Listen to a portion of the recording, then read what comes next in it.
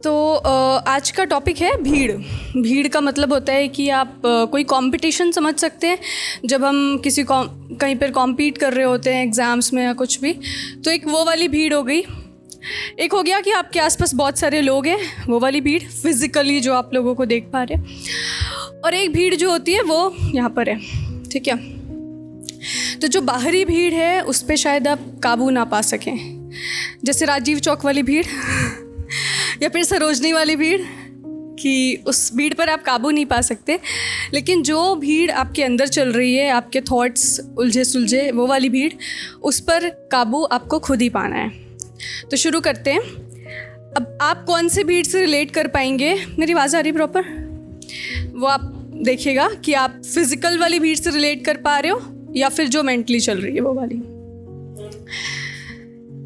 तो अगल बगल इधर उधर जिधर देखो है हर तरफ, अगल बगल इधर उधर जिधर देखो है हर तरफ, बहुत चक्के और चौकन्ने लोग जा रहे हैं ना जाने किधर। जन सैलाब है उमड़ा हुआ, जैसे सरोजनी में इधर सस्ते वाले हैं ना, इधर से उमड़ा हुआ। तो जन सैलाब है उमड़ा हुआ, कुछ हैं शांत करीने पर, धक्का मुक्की करते हुए कुछ ने भीड़ में बिल्कुल मजमा लगा दिया। अब स्वतंत्र भी हैं परतंत्र भी हैं। स्वतंत्र भी हैं कि भाई अकेले, कुछ परतंत्र भी हैं जो इंडिपेंडेंट नहीं है, वो किसी पे डिपेंडेंट है। कुछ गरीब भी, कुछ अमीर भी, कुछ पुराने, कुछ नए भी, कुछ हंसते कुछ रोते भी। बेशक सब हिस्सा है भीड़ का, बेशक सब हिस्सा है भीड़ का, पर रुख अलग है मंजिल का। कुछ निकले पहचान बनाने, कुछ भेड़ चाल में रमे हुए।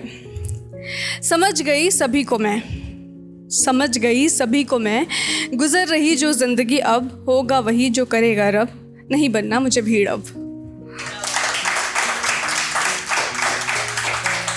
Thank you. तो अब राजीव चौक और सरोजनी से बाहर निकलते हैं। अब वो वाली भीड़ की बात करते हैं जो हमारे अंदर चल रहा होता है। तो हम उसको कैसे रिप्लेस करते हैं या कैसे शांत करते हैं, सबका अपना अपना तरीका होता है। कुछ लोग म्यूज़िक सुन के करते हैं, कुछ क्रिएटिव होते हैं, कुछ आर्ट करके करते हैं, कुछ घूमने निकल जाते हैं, कुछ ऐसा होता है उनको ऊपर वाले पे भरोसा होता है तो कहीं चले गए वैसे।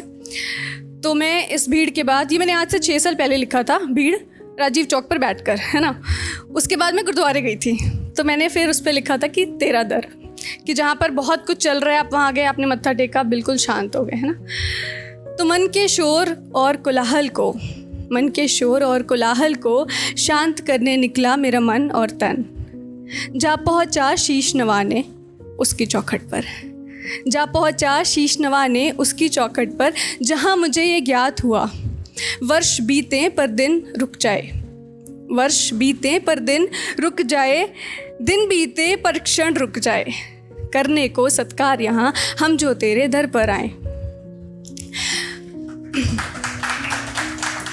मालूम जो होता तेरे दर पर आकर, मालूम जो होता तेरे दर पर आकर, खुद को खोकर पर तुझको पाकर, अंत से प्रारंभ यही है, मैं नहीं सिर्फ तू ही तो है।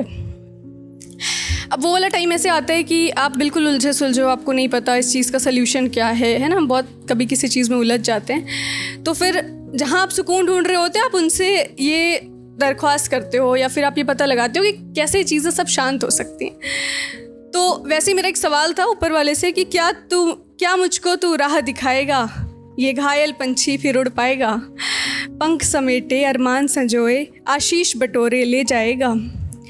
नभ में खग सा निर्भय निश्चल, नभ का मतलब आसमान, खग का मतलब पक्षी जो खोली अपने पंख खोल के उड़ता है। तो नभ में खग सा निर्भय निश्चल अपने पंख फैलाएगा, आकाश के पार भी एक दिन ये तन तुझे समर्पित कर, मेरा मन तुझ में और तन मेरा मिट्टी हो जाएगा। Thank you.